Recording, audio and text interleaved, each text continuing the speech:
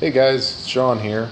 I'm making a video today on a lawnmower I recently purchased. It's a Dixon ZTR 3304 2002, I believe. And it had some problems with the steering. And I'm looking to address that specifically in changing the transmission on it, getting some parts replaced, and hopefully being able to tweak it. From what I've been able to find, there wasn't a lot of information online for that, let alone a video to kind of review. And what I did find really wasn't very helpful. So I decided to make one myself and maybe help someone else out there that's in the same position I'm in. So up to this point, I've already taken the transmission out of the lawnmower and have it completely torn apart. And right now I'm actually waiting for some parts to come in, and when they come in, I'll go ahead and start putting it back together. I've never done it before, so I'll be learning how to do this as well. I do have the service manual for it, which is helpful, and just kind of work through it. So we'll see how that goes. I'm going to switch the camera around and go over here to the lawnmower. I'm in my garage right now, and the garage door is halfway closed because it's windy outside, and hopefully you can still hear me. So here's the mower. I got it used and purchased it from the gentleman. He wasn't exactly sure of the year. I was thinking it was 2002, and through my research, that's what I confirmed as well. It is a Dixon ZTR 3304 is the model number. And if you're not certain which year your mower is, one of the things I discovered was if you go online, you can get an owner's manual. And I was able to bring mine down to either a 2002 or 2003 based upon how big the engine is. So in this case, it's a 13.5. They only made that in 02 and 03. And then the difference between the 02 and the 03 is actually how many Zerg fittings were on the front to grease the front end of your mower. And when I looked at that, I was able to determine mine, in fact, was a 2002. So that's what my transmission came out of. It's, like I said, it's out of there. So this is the housing and where it lives. And right now it's sitting over here on a makeshift workbench.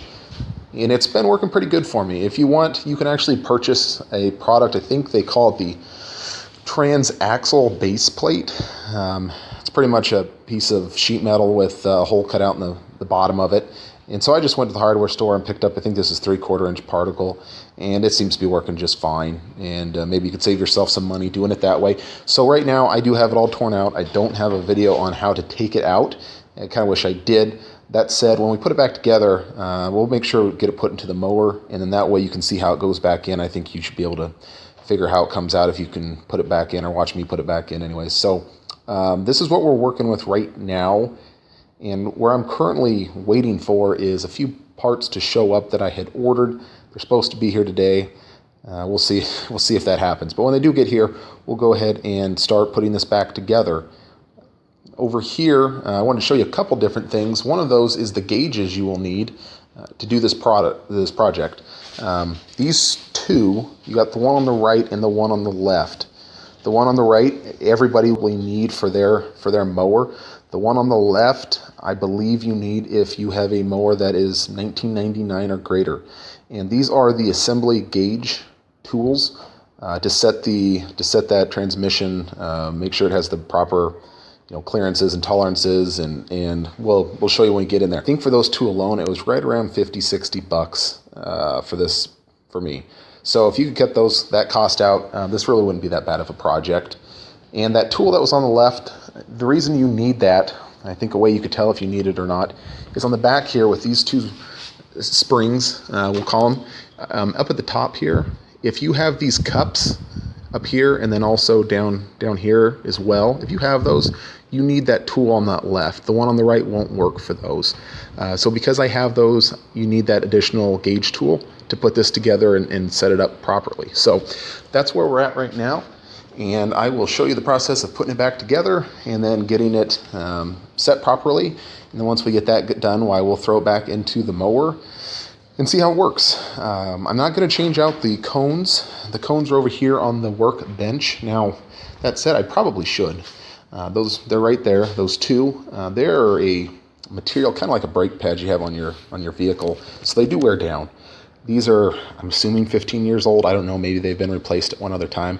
Judging by everything else and how it looked coming out of there, I don't think anyone else has touched it before. So I'm going to throw them back in there. We'll see if that works for me or not. I'm trying to be frugal about this since it is kind of an older mower. And So beyond those two parts there, what I'm actually changing is a couple springs, and then the rest of those are the bearings. There's 6 bearings on there. A couple of them were bad, and I decided since I was this far in, I was just going to change all the bearings out. So those will be changed. These cones will not be changed. They probably should be. It seems like you can find these just about anywhere. In fact, where I was looking at, they're right around 50, 60 bucks a cone. So you're going to have 100, 120 bucks invested into new cones if you decide to do that. That probably is the best way to go about handling that. The other part that could be pretty expensive or pricey are these disc cups right here. And they would have to be worn pretty severely, I think, to actually replace them. They're kind of like a drum on your car, and even if they got roughed up a little bit, you could probably put a lathe on there and true them up. I actually took a sander to it and just kind of sanded it down a little bit, just kind of roughed it up, but they look fine, so I don't think you'll have an issue with that, but you might. And I think those were a little more expensive. I'm thinking that was maybe about 80 bucks a pop for those, maybe even 100. So hopefully you don't have to go that route. And if anything, like I said, you can at least see how to set this. There are some adjustments that have to be made on this bench here, and then there's some adjustments once you get in the mower that have to be made once you get it back in there. So we're going to work through it, and hopefully it works out well for us. Okay guys, the parts finally came in today, so we're ready to go ahead and get this started.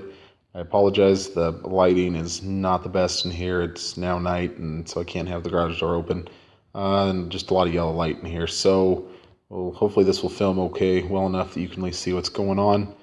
But I apologize in advance if the video doesn't turn out very well. So that said, we'll go ahead and get going.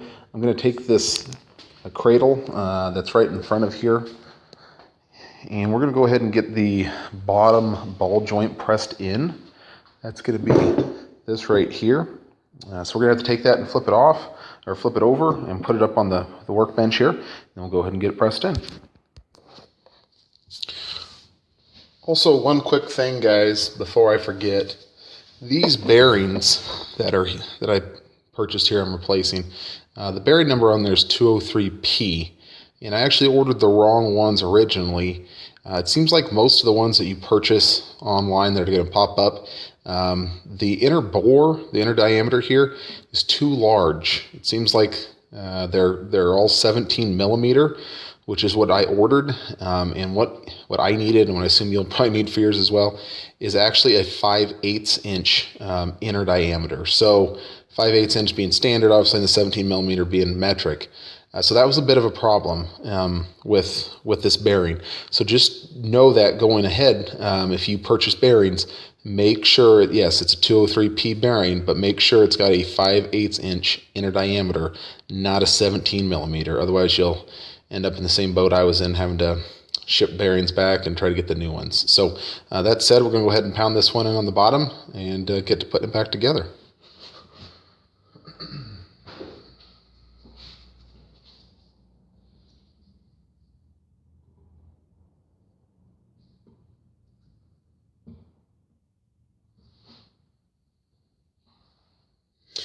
Okay, I don't know how well this is going to work. I'm just going to try with the rubber mallet and see if it'll go in or not. They said they might just fall in, but I don't think that's going to happen, so we'll see.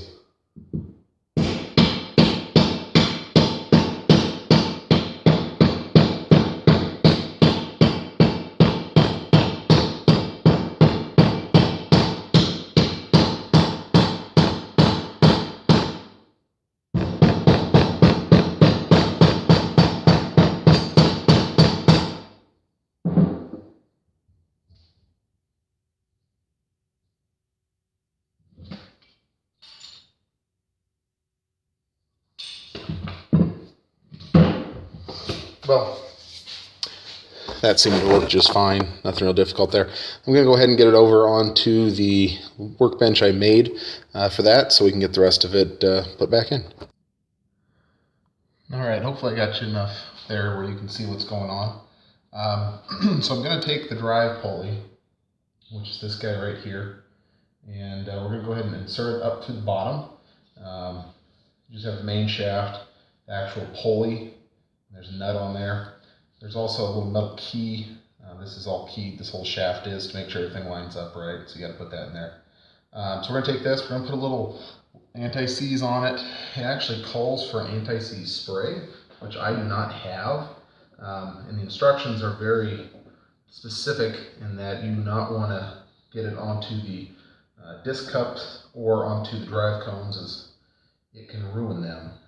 So I'm going to be kind of careful here and just how much I put. And if you've ever used it before, obviously you know that a little bit on here, I'll be wearing it for the next week.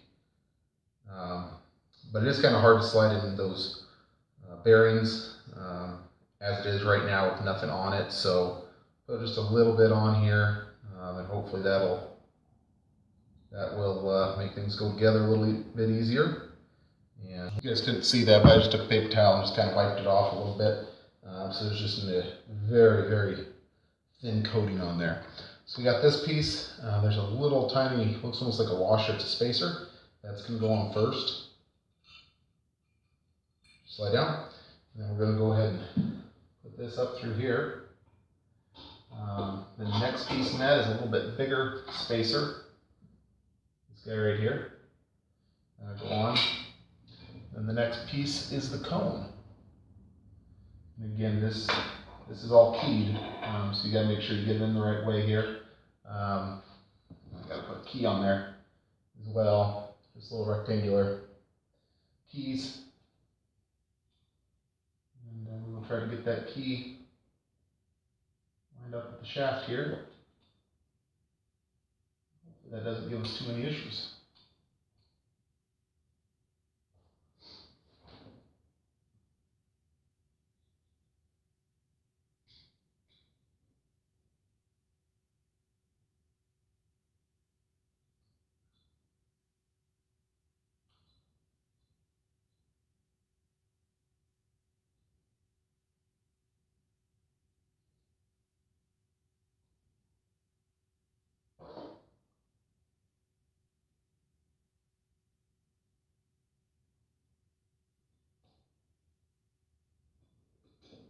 There it goes. Okay. So I had to fight with that just a little bit, but that wasn't too bad. I don't want to touch that shaft. I don't want to get that anti-seize on me. Alright, so we got that keyway in there. The next piece is going to be the large spacer here. Grab that. It's going to be this guy right here. This was kind of hard to come by. I did finally find one, but other people were out of stock. So, but if you need it, I believe the size of this, they can give you, tell you exactly how big it is. That might be the case. You might have to make one yourself. You have to go that route. So we're going to go ahead and slide that down like that. Then we are going to get our bearing on there.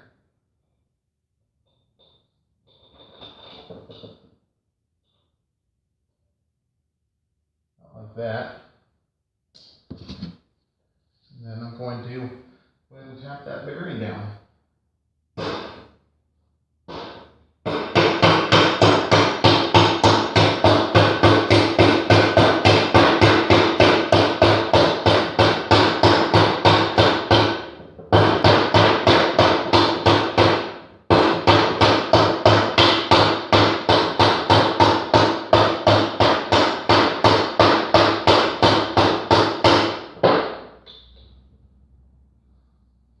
Okay, go ahead and run that the rest of the way up. At that point, just got to put our cone on. So we're going to grab that.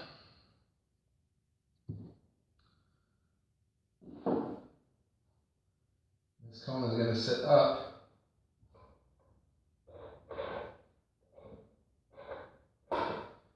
Like that.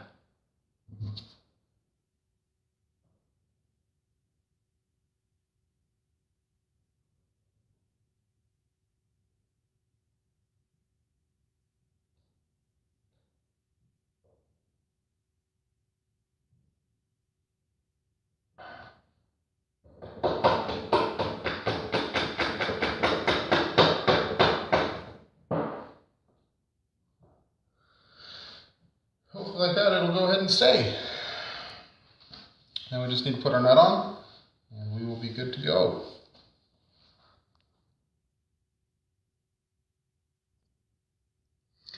All right, one thing you guys may notice that I've done wrong is this shaft is not sticking up high enough. I got to get this nut put on here, which I could probably do okay. But also, I have a fan, a little plastic fan that sits on there, and another nut that needs to go on there. So the pulley on the bottom, the shaft is sticking out about another 1.5 inches or so. So what I'm going to do is I'm just going to use the impact. I'm going to back that nut off a little bit, raise up this shaft, so I'm going to have enough room to put both of these nuts on there and the fan. And I'm going to tighten the nuts on the top down first, and then I'll snug up the one from the bottom on there as well. So it's, so I can put this fan back on there. So I don't think it's a big deal either way, as long as you leave yourself enough room. Technically, you don't have to take that pulley off the shaft. However, I did because it was starting to rust out. And so I cleaned it up a little bit and painted it, trying to slow down that corrosion, and then put it back on. And like I said, I must just put it on just a little bit too far from where it needs to be. So that's what I'm going to go ahead and do now. All right, so I ended up having to pull that shaft out to take that nut off. And so I just backed it off, was all I did. And then I went ahead and put that back up in there. And we're going to put that comb back on. I didn't figure it was worth showing you since you've already seen that once already. And of course I got new gloves because the anti-seize was all over everything. So now I'm going to go ahead and put this comb back on. And we'll keep moving forward here.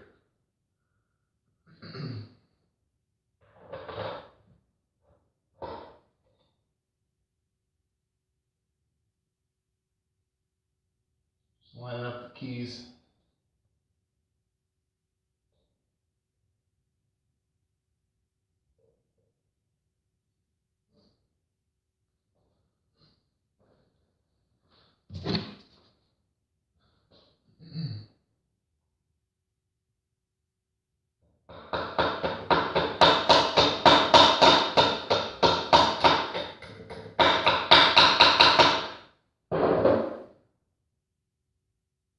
I don't know if you can see that key just fell right in there after a little persuasion.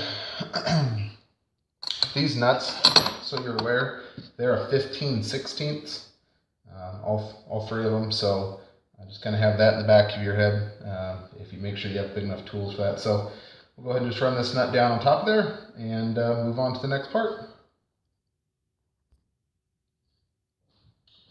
All right, just going to snug this up.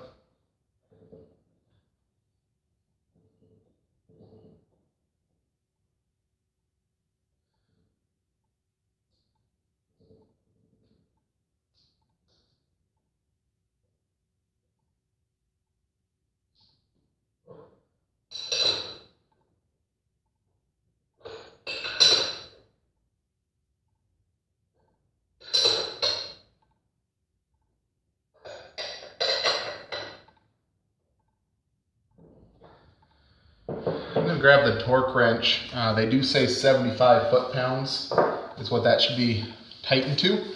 So I'm going to grab that real quick. All right.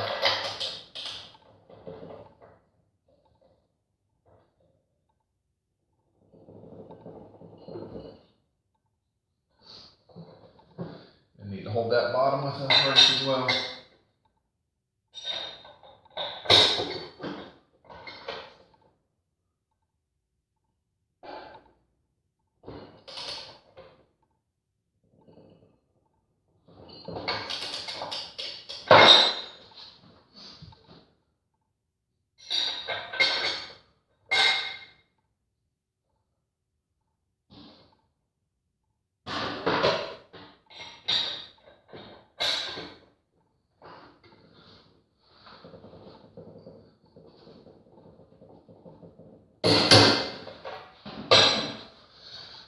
Okay,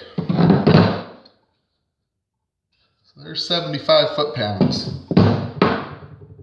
That seems like quite a bit for that, but that is what they call for.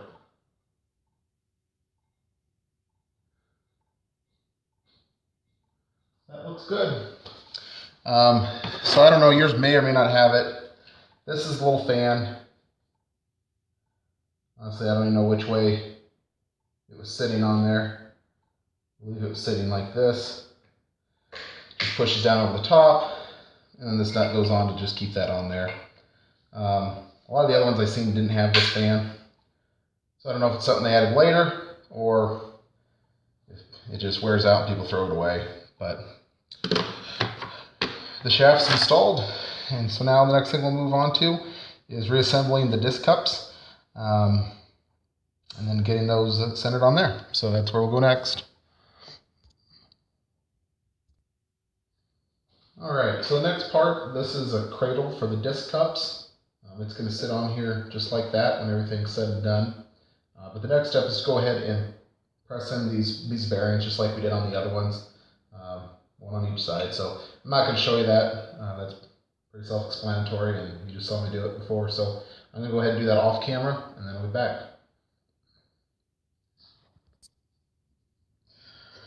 Okay guys, I went ahead and already did one on the other side just to see how that went together, and I'll show you some things that I did wrong already on that side that will make putting this one in a whole lot easier. The first thing, I'm just going to remove this spring. After that though, I'm going to go ahead and I'm going to put in just one of the bearings. You're supposed to put in two, one here and one here. It makes more sense in my limited experience here. Go ahead and put the one in on the bottom on the inside. This will sit like this. Put this one in first, but wait to put this one in. The reason being is because you're going to put a bearing in here. You're going to have the shaft that goes through. There's a spacer, the disc, another spacer, and then this bearing. And if you put that bearing in and that bearing in, even though the manual says to do it that way, I fought with that for a good 20 minutes, and there's just no way that's going in. So put the one bearing in first. Go ahead and put your spacer in, the shaft. Then you have to put in the disc cup along with the keyway, then the other spacer, put it up through here, and then we're going to go ahead and put the bearing on last after all the other pieces are in place there. Then we'll put the sprocket on, then we'll put the nut on. So I'll show you what I mean so you can see that, but I'm going to go right now and go ahead and put this bottom bearing in, and then I'll turn the camera back on. Okay, so go ahead and put this disc cup in the cradle here.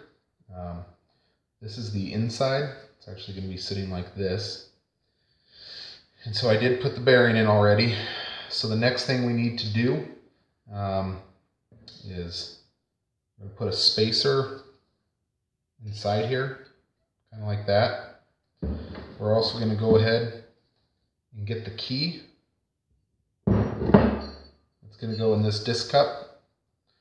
And we'll go ahead and just put that in. Now, set it flush, about like that. And this is going to set in there. Hope you can see it. You have the bearing, then you have a spacer. It's going to be in here. And then we're going to have this disc cup.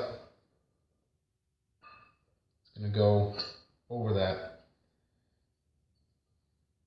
Now while we have all this together, I just flipped it upside down. We're going to take the shaft, little half shafts. I already got some anti-seize on just like I did the other one, a really, really light coat.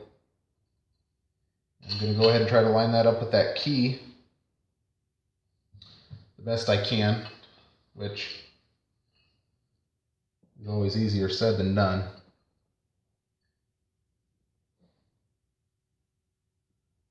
If you stick with it, you'll get it.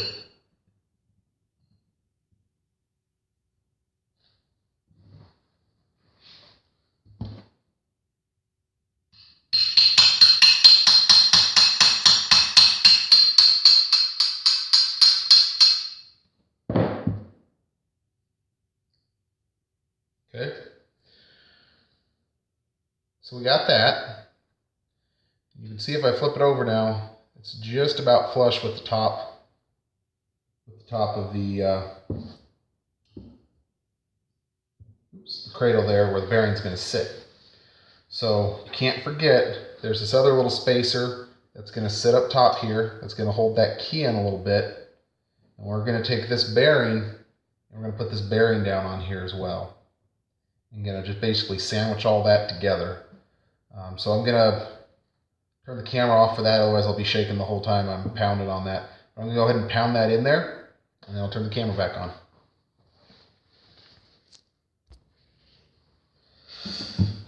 Okay, I just used the hammer like I said, and just tap that in there.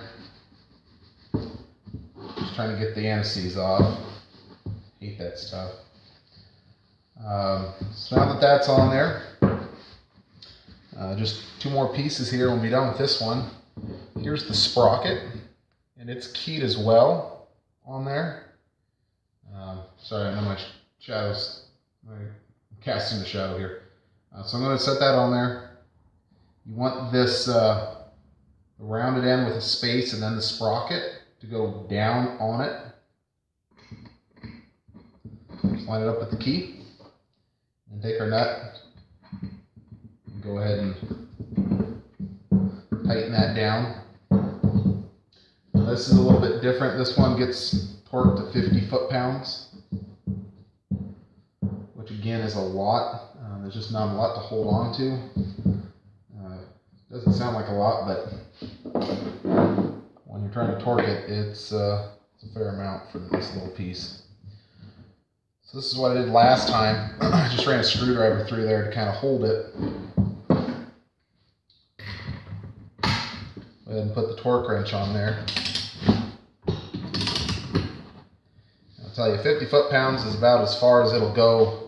And it's not going anymore after it stops. So if you don't have a torque wrench, just go until it won't go anymore. And I think you'd be more than fine with that. Let's see here.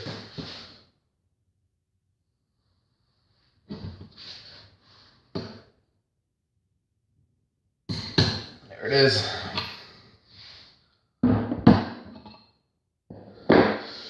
Okay, so with that, we have another assembled disc cup. And everything looks good. I'm going to take some brake clean and just clean this up to make sure I don't have any anti-seize over any of it at all. And we'll go on to the next part. Okay guys, the next part is to get these back onto the cradle. And one of the first things I'm going to do is this little pivot bushing. You can see it's just going to sit inside this cradle here like that. When I took it apart though, and was just kind of cleaning up everything, it actually looked like it had a little bit of silicone lube down inside there. So I'm just going to put a little bit down inside there. It didn't look like grease, it looked like silicone. I could be wrong. The instructions do not call for that. But I'm going to go ahead and just put a little bit on this bushing before I stick it back in there. I don't see that it could hurt anything. Put a little on here too.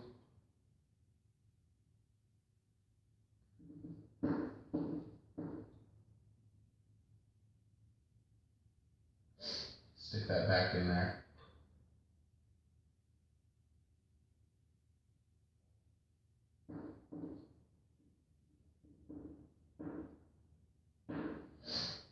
Okay. The next thing you want to do is take your cradle springs, and these are the 2 springs I bought new because the other ones looked a little hammered. They look a lot like this here. And on this side, the hook actually went up and over that lip there, not underneath it, but over it, kind of like that. So then we're going to go ahead and set this in here. Where it's supposed to be, where it wants to live. In order to do that, you back this out just about as far as it can possibly go.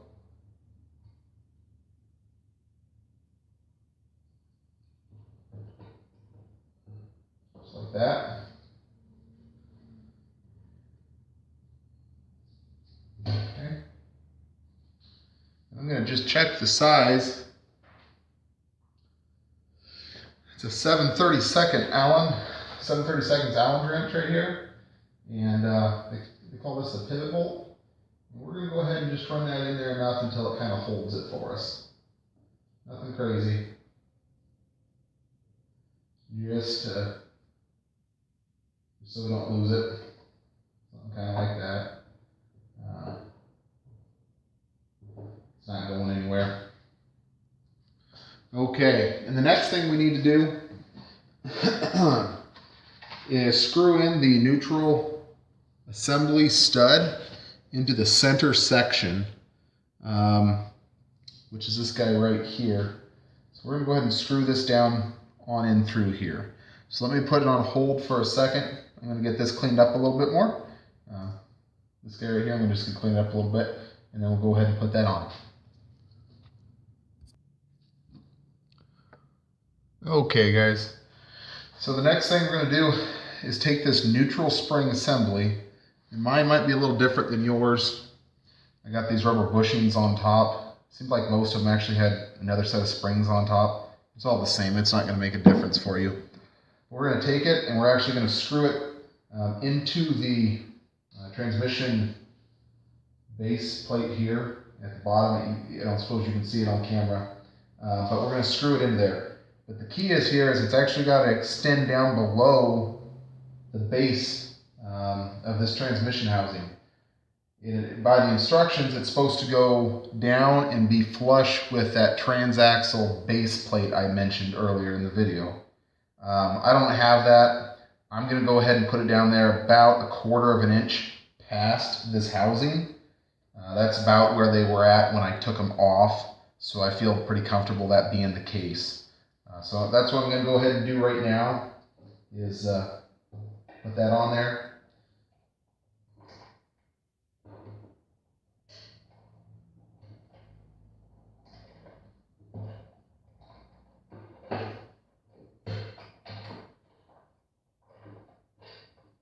Or attempt to.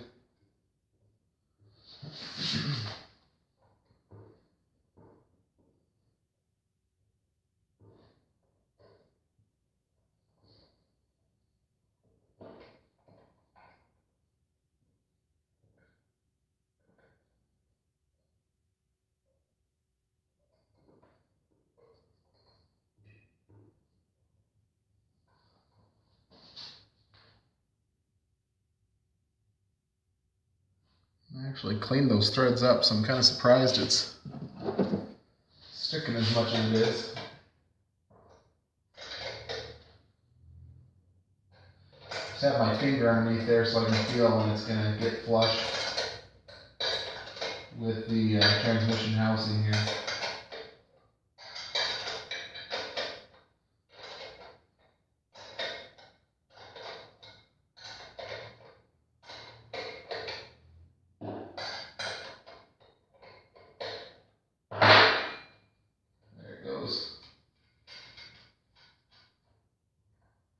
Okay, so right there it's actually flush. And then I'm going to go ahead and go, like I said, about 1/4 inch past that. It might be a little bit more, because I don't have that transaxle plate. That's just where I'm stuck at as far as what I'm going to be able to do.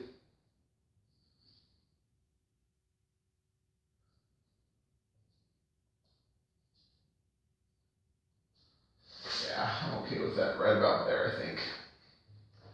I'm going to go ahead and just take 9/16 wrench or 14 millimeter.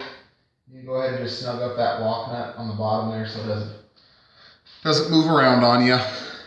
And then you got to take a pair of pliers and swing this over, and we're going to hook the bottom. We're going to hook this cradle spring hook to this lever right here. So I got to go grab a pair of pliers and I'll be right back. Okay, so what we're going to do is try to get this cradle spring reattached to the cradle itself. I disconnected it from here and just hooked it onto this lever here. Back this out a little bit so you have as much play to bring this forward as you can. And then just go ahead and move it over. You should be able to just push it on there. Should be in the keyword.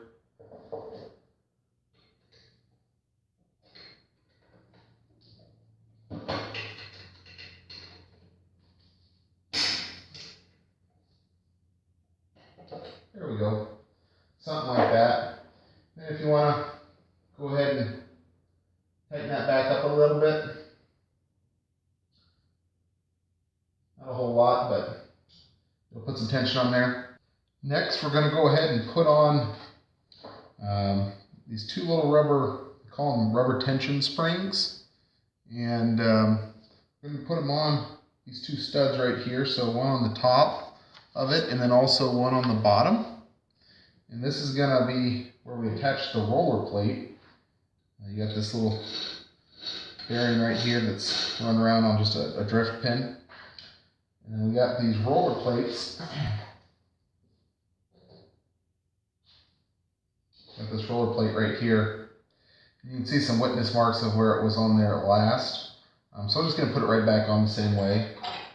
Should just fit over the top of it here, kind of like that. And then you have, again, 9/16 nuts that you're going to go ahead and put on there. All these of mine anyways, they do have a nylon washer up on the top of them there, so I don't have a problem reusing them. Go ahead and run these down. Grab my wrench.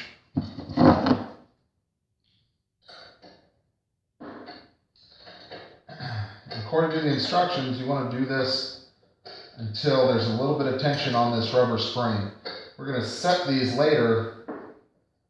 The gap between that, well, I just covered it up, but that roller in the back and these roller plates, there's a gap you have to sit there. I believe it's 50 thousandths of an inch that will set.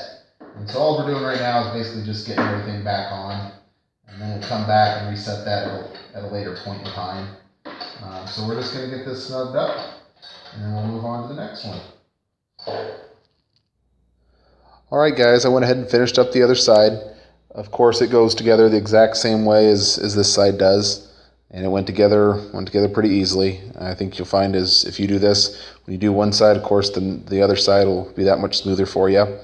And this concludes the reassembly of this Z-drive transmission. And the next piece here, the next video I'll go ahead and start, is doing the bench adjustments on this. We'll have to go ahead and set all those, and that's really what's going to make this either work or not work. And that's where we'll get those special tools out, those assembly gauge tools, and we'll get this thing put back together as it ought to be, back in the mower, and we'll see how we did. Stay tuned. Thanks for watching.